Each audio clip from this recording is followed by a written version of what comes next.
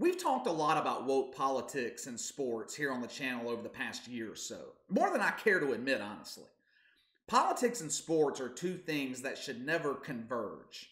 Kind of like politics and religion. There's a reason that the founders of this country put the separation of church and state in the Constitution. They don't mix. Sports and politics don't mix well together either. Over the past 10 or 15 years, debate shows have become really popular. Guys like Stephen A. Smith. He's become a household name because of sometimes his outlandish opinions on things. But just like in the NBA, certain sports debate shows have become too political. I used to watch Undisputed with Skip Bayless and Shannon Sharpe every morning. Mainly because I just can't stand Max Kellerman. And I used to like and respect Shannon Sharpe too. However, Undisputed has become too political for me to watch anymore. Skip Bayless has made a career of being polarizing, of having controversial opinions. Whether you love him or hate him, you had to respect the fact that he stood by his opinions. He stood by what he said. He didn't back down under pressure.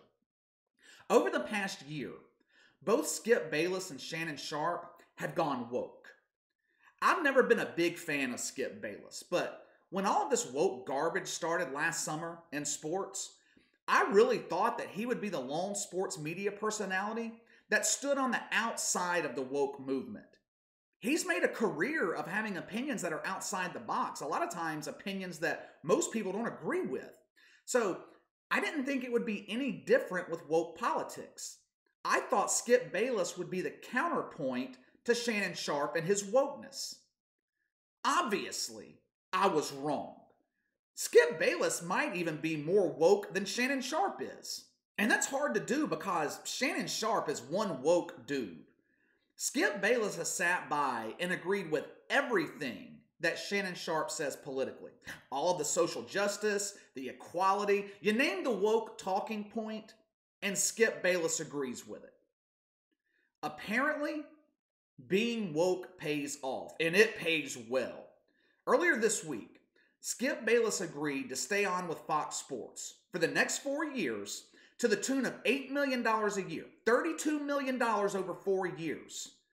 Now, before we dive into this, let me just say this and get this out of the way. I don't begrudge Skip Bayless making his money. Good for him. I'm a capitalist. If you can elevate your value in the market and they feel you're worth $8 million a year, go get your money. That's all well and good. Now, the reaction in the sports world when the news broke that Skip Bayless was being paid this kind of money was overwhelmingly negative, which is not a surprise.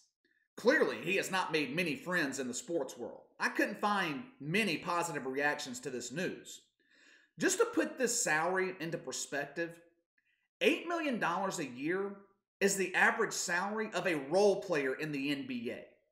Think about how many running backs there are in the NFL. You got 32 teams, let's say 3 running backs on every roster. What's that, 96 running backs in the league? That's probably a conservative number. There's probably a lot more than that. Of all the running backs in the NFL, Skip Bayless is making more money than all but 7 of them. That is mind-boggling. That a guy who gives an opinion on sports figures is making more money than a lot of them. Here's my problem with Skip Bayless in this contract. Now, like I said, I don't begrudge him getting paid. I want to make that clear. My problem with it is, it doesn't work both ways. And let me explain what I mean by that. A few years ago, Curt Schilling was an analyst over at ESPN for Major League Baseball. Now, Curt Schilling is a staunch conservative. He's not ashamed of it. He was open about being a Republican. ESPN fired him for promoting offensive commentary on social media. Now, what was the offensive commentary that Curt Schilling was promoting? At the time, the big issue in the country was allowing transgender people to use any bathroom that they wanted to. So if you identified yourself as a transgender woman and you were born a dude, you could use the women's bathroom out in public. Curt Schilling took to social media at the time and he said, quote, "A man is a man no matter what they call themselves. I don't care what they are, who they sleep with. Men's room was designed for the penis, women's not so much. Now you need laws telling us differently? Pathetic. End quote. That seems like common sense to me. I mean, if you're a dude, you use the men's bathroom. I mean, seems pretty simple. I'm not sure why that is so hard to understand. Now, apparently, someone at ESPN was offended by Curt Schilling's comments. Either that or management at ESPN was afraid of the backlash. Either way, they fired Curt Schilling. Now, flip the script. Flip the script. Where do I even begin with some of the controversial comments that Skip Bayless has made over the years? Let's go back to last September, after Dak Prescott had revealed publicly that he had suffered from depression. Skip Bayless went on Fox Sports and called him weak for admitting to it. He said that Dak was the quarterback of America's team, and that by revealing that he had suffered from depression, he is admitting weakness, and that could affect his ability to lead the Cowboys and affect the team's belief in Dak as a leader. What? Then after immense public backlash, Skip Bayless went on the air the next day and he doubled down on his comments, saying that he didn't have any sympathy for Dak Prescott going public with his depression.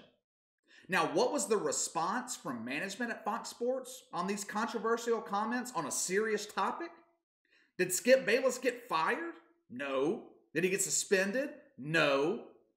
Fox Sports issued a statement, and they said that they didn't agree with Skip Bayless's comments about Dak Prescott and his depression, that they had addressed it privately with him.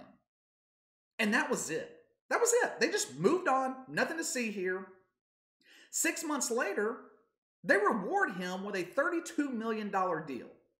ESPN, the network that fired Curt Schilling for his comments, actively pursued Skip Bayless. They wanted him. They wanted to reunite him with Stephen A. Smith.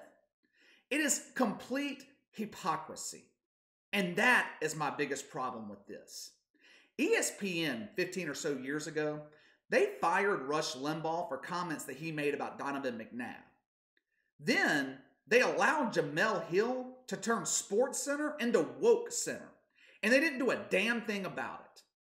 With these sports media networks, it doesn't work both ways, and that's the problem. If you're a member of the woke community, like Skip Bayless, like Jemele Hill, you can say whatever you want without repercussion. But if you're on the other side of the aisle, you better watch what you say, because they will fire you in a second. It's just a double standard. And look, I don't mind Skip Bayless calling out Dak Prescott. I don't agree with his assessment, but I don't mind it. I think we should all be able to say what we want, within reason, of course, without worrying about being fired for giving your opinion. That's not the world that we live in right now. I'm not even a Republican. I consider myself an independent, but I'm more liberal than conservative. But this wokeness is stifling free speech, and it's infecting sports, from the leagues to the television debate shows. If Drew Brees retires, he's expected to join the team over at NBC for Sunday Night Football. Now, could you imagine the backlash he would get if he made the same comments about Dak Prescott that Skip Bayless did? NBC would fire Drew Brees on the spot. Hell, they were ready to crucify him last summer for saying that he didn't agree with kneeling for the national anthem, something that Drew Brees has been saying for 4 or 5 years. But suddenly last summer, in the midst of the sports media going woke, that position of Drew Brees was now a big problem. It just doesn't make sense to me. To wrap things up, good for Skip Bayless for getting paid. Good for him for making his money. Fox Sports felt that he was worth $8 million a year, so good for him. But it proves the double standard in the media. If you're woke, you can say what you want. But if you don't agree with the wokeness, you better watch what you say. Now, what do you guys think about Skip Bayless getting $32 million over 4 years?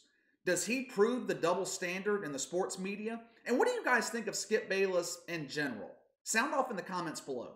Make sure to like and subscribe. Click the notification bell to receive all notifications from the channel. Best way to contact me is by email at btlkc84@gmail.com, KC_BTL84 on Twitter. I'll see you guys next time.